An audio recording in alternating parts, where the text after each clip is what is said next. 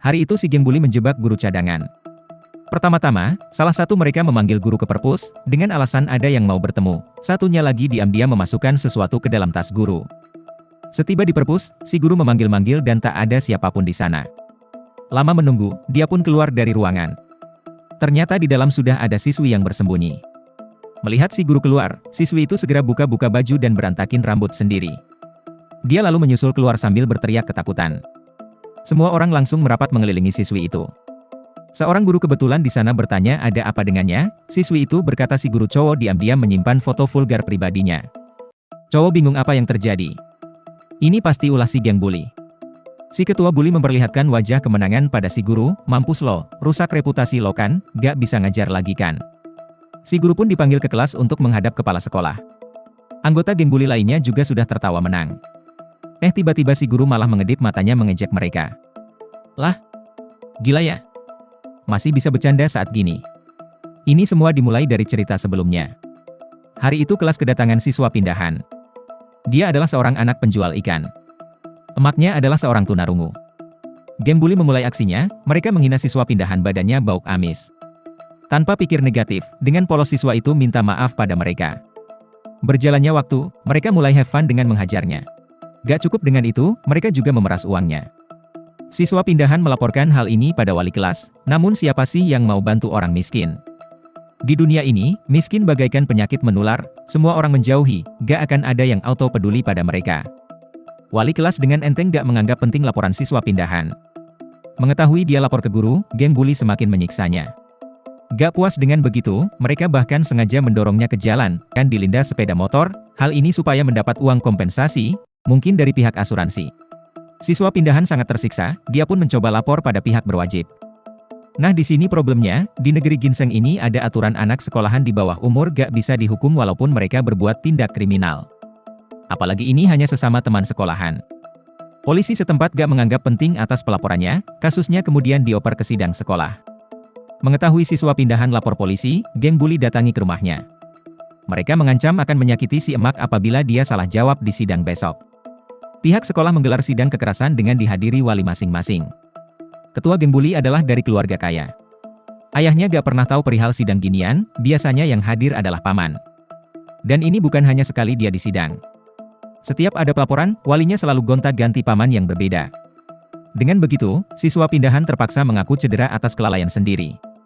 Tentunya pihak sekolah dengan gampang menutup kasus itu. Selain biar gak pusing, gak berani menyinggung wali siswa yang kaya.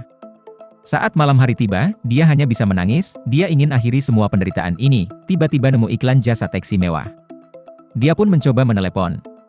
Saat dijemput taksi, dia bercerita semua kronologisnya.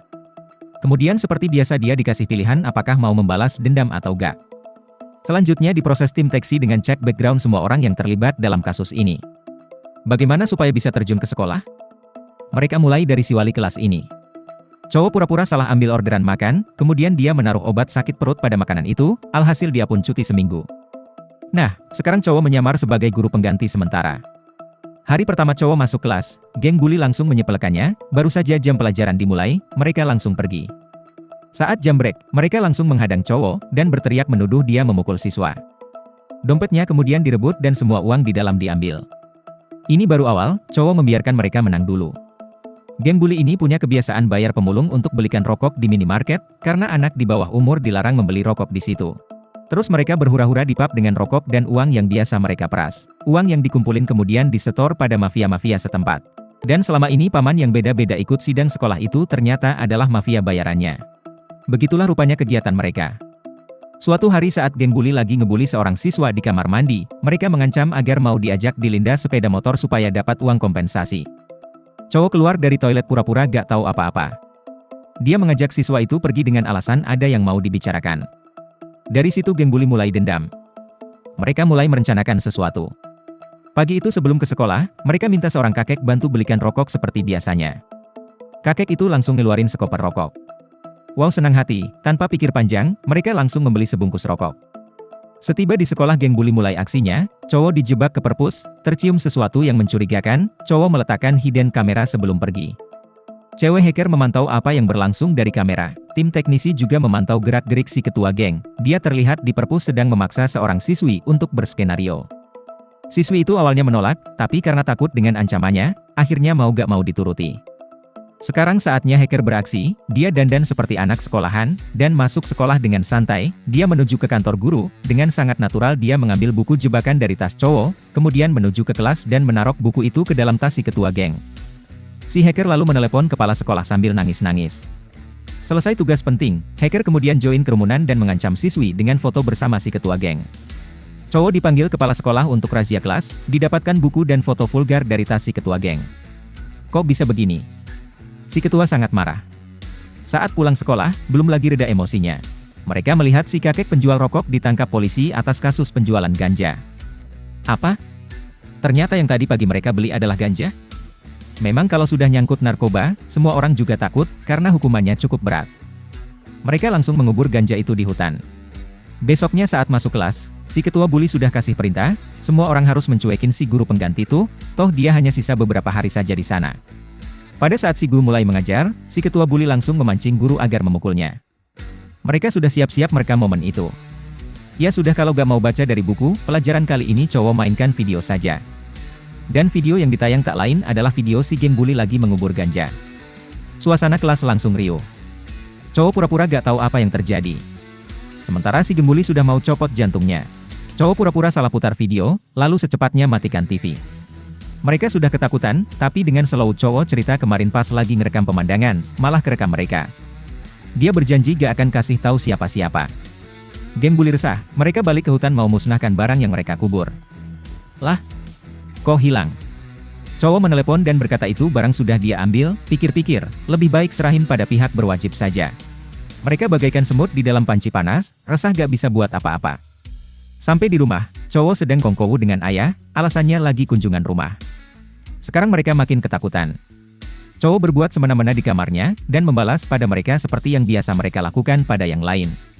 Cowok memeras uang padanya. Oh, makin panaslah si ketua geng, dia buat janji temu besok padanya, dia punya rencana maut buatnya. Tiba di tempat perjanjian, geng bully sudah menunggu bersama sekompi mafia. Mereka siap menghabisi cowok, tapi kalian tahulah ya guys, bertarung dengan mafia gini, bagaikan upil buat cowok. Hanya setara waktu masak mie instan. Semua mafia pun KO, geng bully makin ketakutan. Mereka minta ampun, gak pakai nego, cowok langsung menendangnya hingga jatuh ke bawah. Kedua teman menyaksikan itu sampai ngompol ketakutan. Mereka kemudian diminta pengakuan atas semua perbuatan yang dilakukan pada siswa pindahan. Lalu di mana si ketua bully? Ternyata tim teksi sudah mempersiapkan pertolongan sebelumnya. Dia dibawa ke toko roti dan harus habisin semua roti itu, serta harus membayar segala kerugian yang terjadi pada siswa pindahan. Inilah perasaan dibully orang. Cowok minta dia rasakan apa yang selama ini dia buat pada orang lain. Semoga dengan begitu dia bisa tobat, segala gerak-geriknya akan terus dipantau. Jika gak tobat juga setelah itu, maka hukuman yang lebih berat akan menunggunya. Geng bully kemudian dikeluarkan dari sekolah. Siswa pindahan sudah berani kembali ke sekolah. Teman-teman lainnya juga pada senang, sekolah kembali aman tentram. Direktur teksi memberikan beasiswa pada siswa pindahan, segala biaya pendidikan hingga tamat kuliah akan di-cover. Banyak yang menganggap kekerasan sekolah itu sepele, padahal terkadang bagi orang tertentu, terutama korban bully, penderitaan yang mereka alami. Itu merupakan suatu penentuan hidup dan mati. Semoga kedepannya kasus bully di sekolah bisa semakin terkontrol.